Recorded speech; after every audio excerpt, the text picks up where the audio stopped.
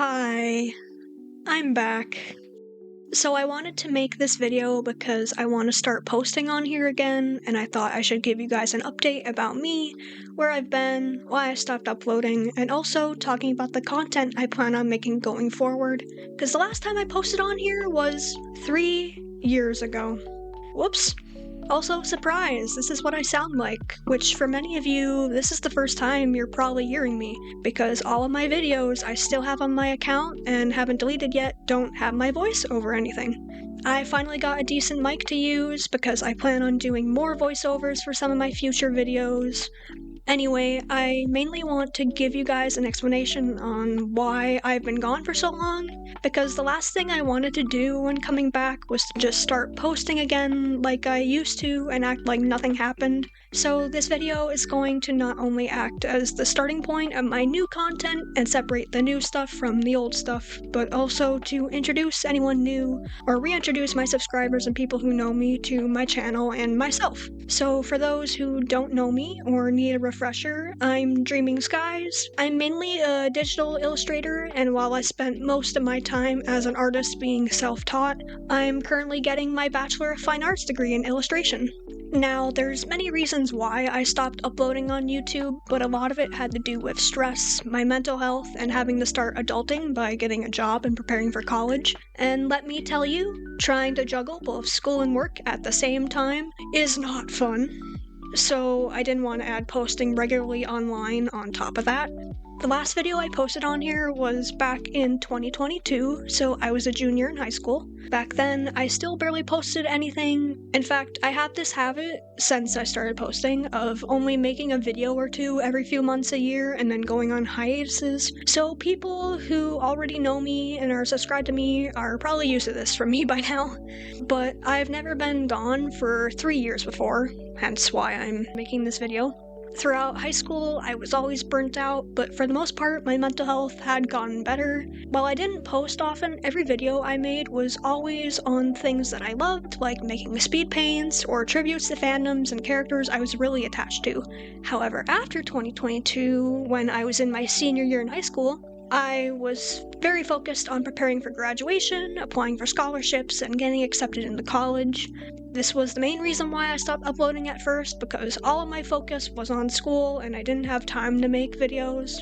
But once I got out of high school and into college, things started to change. My schedule was packed as I was working more hours at my job to pay for tuition because I refuse to take out loans and deal with student debt for the rest of my life. While I love college, as I get to set my own schedule every day and have more freedom than I did in high school, the stress I've had since my first semester has hit me like a damn freight train. Assignments were getting more difficult and would have much shorter deadlines, which I had to learn to manage myself, and if I missed something, there was little to no leeway about extensions, submitting things late, or being able to make up for them. And the biggest struggle for me I learned the hard way: you can't really procrastinate in college. I would wait until the last minute to finish assignments in high school all the time, and still get good grades and make exceptional work without staying up too late each night. In fact, I graduated as the salutatorian of my class, so I had a good GPA with all A's throughout high school, and got to give a speech at my graduation. But in college, you'll have several assignments all due at the same time, at the same day, because everything is being posted digitally now, and the work expected of you in college has a much bigger workload, especially if you're an art major like I am. I work best under pressure, and having a deadline so far away doesn't motivate me to get things done, which is why I tend to do my work last minute, because my brain knows that I can't push this thing I need to do any further back, and I stay focused on getting that thing done instead of going off in 5 different directions. But when you're an art major who decides to procrastinate until the day before, and the art piece you have to make usually takes anywhere between 2 to 5 hours, if not more, depending on what medium you're working with, it doesn't end well. I cannot tell you the number of times I stayed up past 3 a.m. working on projects. I am the prime example of a sleep-deprived college student. As much as I love college, it leaves little to no time for me to do things that I want to do anymore, since I'm juggling both school and work. During these past 3 years, I've barely drawn anything for the sake of drawing or because I wanted to. Everything I drew was for school because I couldn't focus or have the energy to do anything else, and I was still having to study and work on assignments, even on my days off. And with the little time I did have to myself, I would usually just play video games for hours, scroll through social media, or try to get caught up on sleep. I felt like I was losing passion to do things that I used to love doing. And even when I did, I would feel guilty for taking a break because I knew there were so many things I could be doing instead. But I couldn't, and I hate that I couldn't. So, needless to say, for these past 3 years, my mental health has gone downhill. That's kind of the main reason I've been gone, on top of being busy and stressed all the time. Back in middle school and high school, I dealt with both depression and anxiety, but it was always pretty manageable, and I never got diagnosed with them until recently. I finally got a new doctor this year who actually has a good understanding on my mental health, listens to all my concerns, has actually diagnosed me with several health conditions that I deal with and put it on my record, and is more than happy to get me medicated for them if I feel that I need to. On a related note to both my mental health and things I've discovered about myself these past 3 years, I'm also neurodivergent.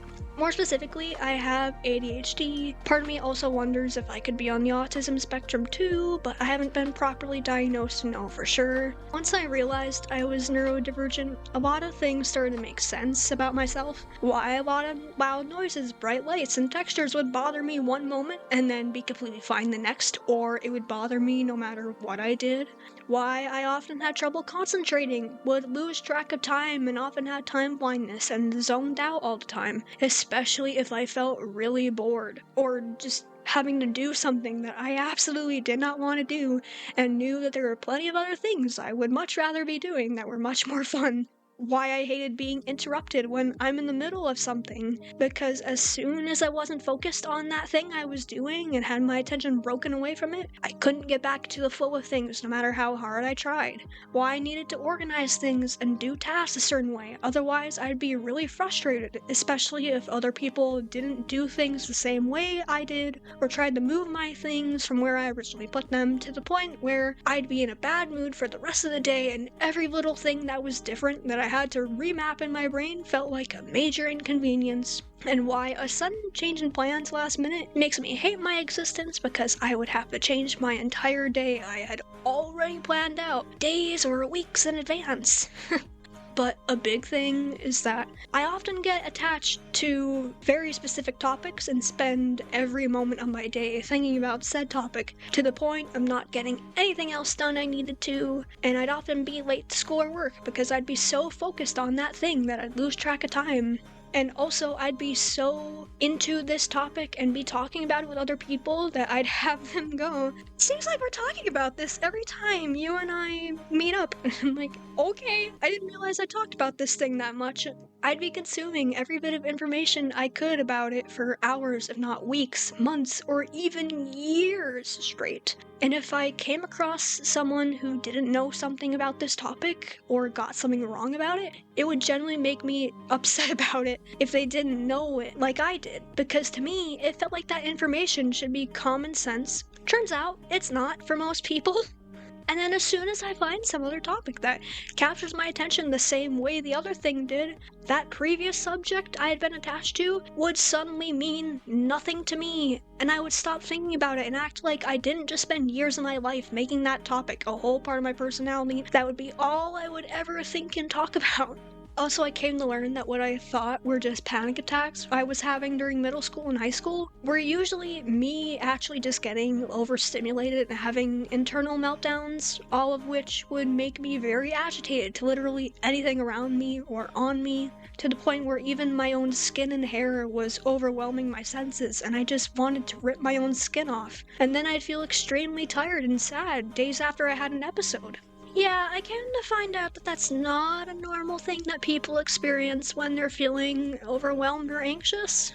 When I try to explain that to other people who don't have those, they kind of look at me like I'm crazy, but at least I know now what they are. And now that I know what causes those episodes, I'm much better at avoiding what triggers me. I notice the warning signs of an episode starting long before it happens, and I know how to handle them properly so that they end faster and they don't affect me as badly anymore.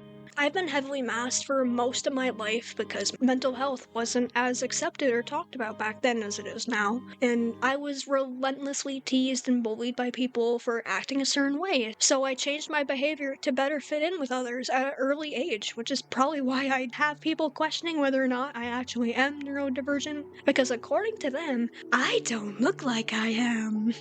This past year, I've been more open about it, and I'm also trying not to mask myself as much anymore since I found out, because I don't care what people say or think about the things I do that they consider weird anymore. I'm no longer changing who I am to fit in with other people like I did when I was a kid. I'm unapologetically me, and that's all that should really matter. People who genuinely want to be around me will like and accept me for who I really am, not this version of me that I'm forcing and faking to fit in with others. It also didn't help that when I first realized that I was neurodivergent, and the first people I ended up telling was a group of close friends of mine, many of whom are officially diagnosed themselves. Each one of them told me, "Oh yeah, we could tell that you were since the day we met you. We thought you knew already." So, turns out, despite thinking I was so heavily masked that no one would be able to tell, I wasn't as sneaky as I thought I was, and many people clocked it long before I did. So, now that I vented to you guys about all the reasons why I left, why am I back to uploading on YouTube now?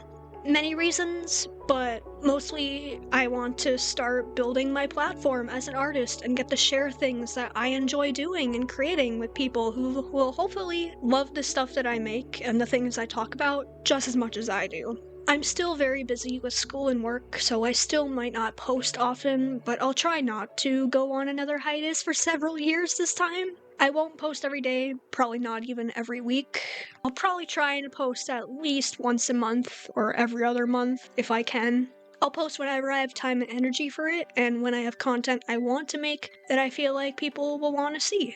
I don't want to force myself to make anything because that will overwhelm me if I do, and it'll no longer feel fun to do for me if I feel like I have to all the time on a set schedule. There is no schedule when to expect uploads from me, just know that I'm back and you will see more of me finally. I want to get back to posting my art and do things that I'm interested in and want to do, especially as I work on my own personal projects and start building my own career and business as an artist. Again, I'll still post speed paints on here, either like how I used to with some music playing, or maybe with commentary over it. I know that having commentary makes things less boring for you guys than just watching a speed paint with copyright-free music over it, and it also allows me to create a variety of content than what I used to make. I know I sure love putting commentary videos up all the time to listen to, even if I'm not watching the video itself, because having something to listen to while I'm drawing or working always helps, and I know that many of you do too. I already have a list of video ideas I want to do to hopefully keep me busy for the time being, and also get an idea of what I want to make whenever I get lost and have no idea what to do, so stay tuned. I have a lot planned already that I'm trying to work on. Anyway, I think I rambled long enough for this video, and if you're still here and made it to the end, thank you. I truly do appreciate it. Now I'm gonna get going and end this before I lose my voice, since I'm not usually used to talking for this long. So thanks again for listening, and I can't wait to start posting content on here again. Goodbye for now.